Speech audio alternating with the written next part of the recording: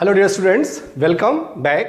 Last में बच्चों पढ़ रहे थे हम लोग पैंक्रियाज के हार्मोन्स के बारे में, और हम लोगों ने बच्चों इंसुलिन और ग्लूकागॉन के बारे में पढ़ लिया था।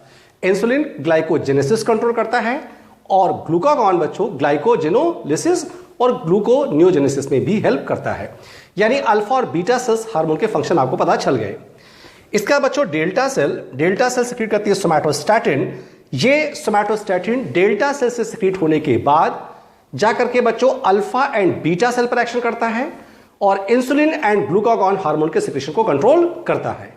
इसका मतलब यह हुआ कि सोमैटोस्टैटिन अल्फा और बीटा सेल पर एक्शन करने के बाद जब इन दोनों हार्मोन इंसुलिन एंड ग्लूकागॉन का सिक्रीशन कंट्रोल करेगा तो एक तरीके से बॉडी के अंदर ही बच्चों यूटिलाइज हो रहा है, और जब बॉडी के अंदर यूटिलाइज होगा तो ये पैरा हार्मोन जैसा काम करेगा। पैरा हार्मोन जैसा तो डेल्टा सेल कैसी ग्लैंड हो जाएगी बच्चों? Paracrine gland. इसका मतलब सोमैटोस्टैटिन का काम यह होता है कि एक तरीके से ये इंसुलिन एंड ग्लूकागॉन हार्मोन के सिक्रीशन कंट्रोल करता है और ये एक पैरा हार्मोन जैसा काम करता है। इसका मतलब बच्चों असर्शन रीजनिंग एम से क्वेश्चन पूछा गया था, तो pancreas the best example of mixed gland because it has all the three secretions, exocrine, endocrine and paracrine. Clear बच्चों? आज जो हम टॉपिक पढ़ने चल रहे हैं बच्चों, ये बहुत ज्यादा अप्लाइड है बच्चों, इसलिए बहुत ध्यान समझना। कई सारे क्वेश्चन नीट में पूछे जा चुके हैं बच्चों। इंसुलिन एंड ग्लूकागॉन ये दोनों हार्मोन जब ग्लूकोज मेटाबॉलिज्म कंट्रोल करते हैं तो इस ग्लूकोज का हमारा शरीर या हमारी शरीर की सेल्स यूटिलाइज करती हैं बच्चों for the production of energy in the form of ATP. इस पूरी प्रक्रिया को जब ग्लूकोज हमारी बॉडी सेल्स यूज करती हैं फॉर एनर्जी, इस प्रक्रिया को बच्चों सेलुलर रेस्पिरेशन कहते हैं। Cellular respiration for the production of energy in the form of ATP. ATP को एनर्जी करेंसी कहा जाता है।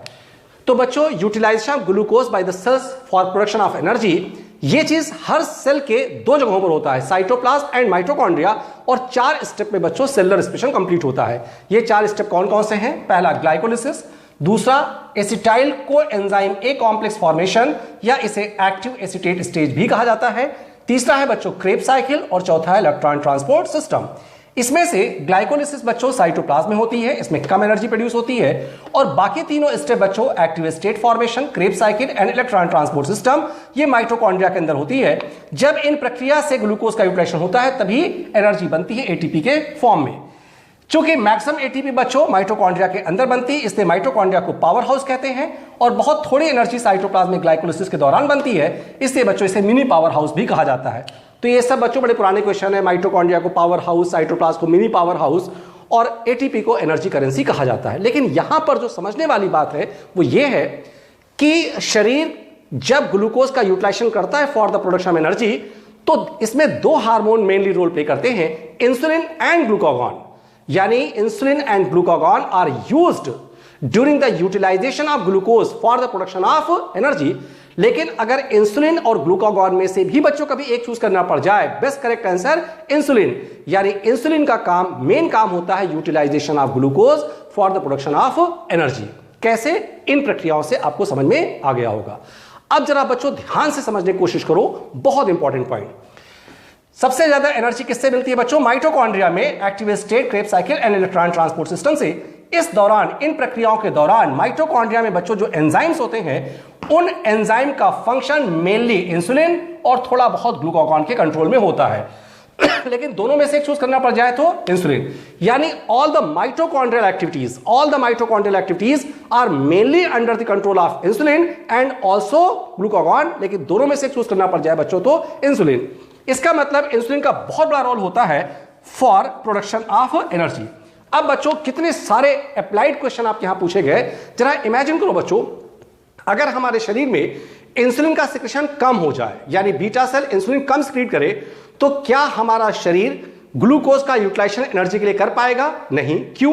क्योंकि माइटोकॉन्ड्रिया जो एंजाइम्स होंगे वो ठीक से काम नहीं करेंगे, और जब माइटोकॉन्ड्रिया के एंजाइम ठीक से काम नहीं करेंगे तो ग्लूकोज एनर्जी यानी एटीपी प्रोड्यूस नहीं कर पाएगा, तो आपको वीकनेस आ जाए। क्या आ जाएगा बच्चों? वीकनेस। दूसरा, यहां देखो, जब इंसुलिन सिक्रीट नहीं होगा तो ब्लड ग्लूकोज बच्चों ग्लाइकोजन में कन्वर्ट नहीं हो पाएगा, और जब ग्लाइकोजन में कन्वर्ट नहीं होगा तो ब्लड में ग्लूकोज का लेवल क्या हो जाएगा बच्चों? बढ़ जाएगा, और ब्लड में ग्लूकोज का लेवल बढ़ जाता है। इस घटना को बच्चों हाइपरग्लाइसीमिया कहा जाता है। क्या कहते हैं बच्चों? हाइपरग्लाइसीमिया, कल मैंने बताया था।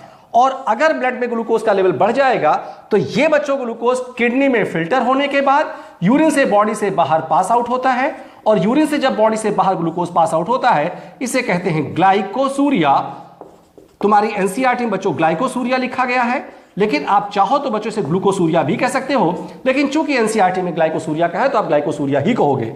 तो जब ग्लाइकोसूरिया यानी ग्लूकोज यूरिन से पास होता है, और आगे ध्यान रखना बच्चों कीटोन बॉडी से यूरिन से पास होते हैं, तो इससे डायबिटीज इंडिकेट होती है। तो तुम्हारी एनसीईआरटी में excretory products and there elimination chapter में बच्चों एक लाइन लिखी गई है कि glycosuria and ketonuria indicates diabetes mellitus. आप फिर से यहां पर समझ सकते हो, फिर से एक बार बच्चों, अगर इंसुलिन का सिक्रीशन कम हो जाए तो हमारा शरीर ग्लूकोज का यूटिलाइजेशन नहीं कर पाएगा, क्योंकि माइटोकॉन्ड्रियल एंजाइम ठीक से काम नहीं करेंगे, और जब माइटोकॉन्ड्रियल एंजाइम ठीक से काम नहीं करेंगे बच्चों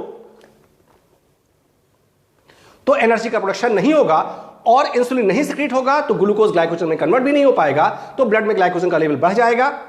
इस घटना को हाइपरग्लाइसीमिया कहा जाता है। और अगर हाइपरग्लाइसीमिया हो गया तो वो बच्चों ग्लूकोज किडनी में फिल्टर होकर के यूरिन से बॉडी से बाहर पास आउट होता है, और जब यूरिन से ग्लूकोज बॉडी से बाहर पास आउट होता है बच्चों इसे कहते हैं ग्लाइकोसूरिया। और अगर कीटोन यूरिन से पास होते हैं बच्चों ketonuria, that indicates diabetes mellitus. यानी हम लोग डायबिटीज मेलाइटस के बारे में पढ़ने चल रहे हैं। क्लियर बच्चों? यहां पर ग्लाइकोसूरिया और वहां पर कीटोनूरिया। फिर से ध्यान से देखो बच्चों, जरा इमेजिन करो कि इंसुलिन ही ग्लूकोज को ग्लाइकोजन में कन्वर्ट करता है, और ग्लाइकोजन फिर ग्लूकोज में, और ग्लूकोज से बच्चों हमें एनर्जी मिलती है। जो लीवर होता है बच्चों, लीवर प्रिंसिपल सोर्स होता है फॉर सप्लाई ऑफ ग्लूकोज। कैसे? लीवर बच्चों हमारे शरीर में करीब करीब 500 ग्राम ग्लाइकोजन को स्टोर करता है, और यह ग्लाइकोजन को आवश्यकता पड़ने पर ग्लूकोज में कन्वर्ट होता है, और 12 से 24 घंटे तक आपको एनर्जी मिलती रहती है। यह क्वेश्चन भी बच्चों आपके यहां इनसे पूछा गया है, तो आप बता सकते हो कि liver is the principal source of glucose form from glycogen, provide energy for about 12 to 24 hours. क्यों? क्योंकि लीवर अपने शरीर में, या लीवर अपने पार्ट के अंदर, अपने अंदर करीब करीब 500 ग्राम ग्लाइकोजन स्टोर करता है, जो 12 से 24 घंटे के लिए सफिशिएंट ग्लूकोज देने के लिए तैयार रहता है। अब बताओ बच्चों, डायबिटीज मेलाइटस कैसे आया, इंडिकेशन कैसे मिला? ग्लाइकोसूरिया एंड कीटोनूरिया से। अब यहां पर देखो बच्चों डायबिटीज मेलाइटस के बारे में। डायबिटीज मेलाइटस बच्चों both heredity and acquired, genetic भी हो सकती है और बाद में भी हो सकती है। 6% of the total population suffering from diabetes mellitus, and 14 नवंबर को बच्चों वर्ल्ड डायबिटीज डे मनाया जाता है। India is the diabetes capital. India में सबसे ज्यादा पेशेंट डायबिटीज के होते हैं।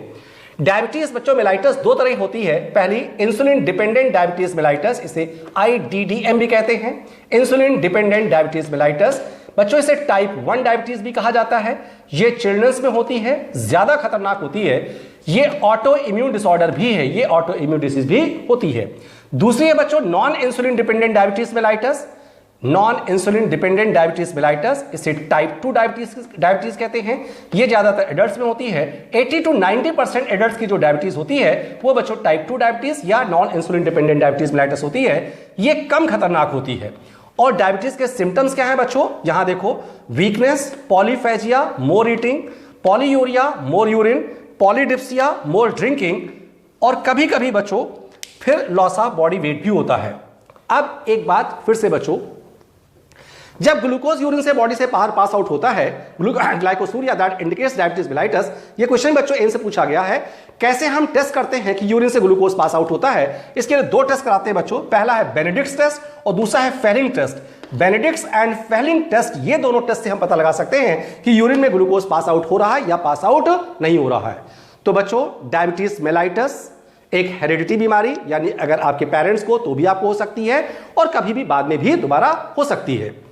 डायबिटीज बच्चों पूरे वर्ल्ड में लगभग 6% पॉपुलेशन सफर करती है, और सबसे ज्यादा पेशेंट बच्चों डायबिटीज के इंडिया में हैं, इसीलिए इंडिया को डायबिटीज कैपिटल भी कहा जाता है।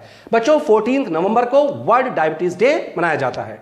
डायबिटीज बच्चों दो तरह की होती है, इंसुलिन डिपेंडेंट डायबिटीज मेलाइटस जिसे हम IDDM कहते हैं, दूसरा non insulin dependent diabetes mellitus जिसे हम टाइप 2 डायबिटीज भी कहते हैं। कल बच्चों इनके सिम्टम्स क्या है, ये सिम्टम्स क्यों आते हैं, और इसका प्रॉपर डायबिटीज का ट्रीटमेंट क्या होता है, इसके बारे में बच्चों हम कल डिस्कस करेंगे। थैंक यू वेरी मच बच्चों।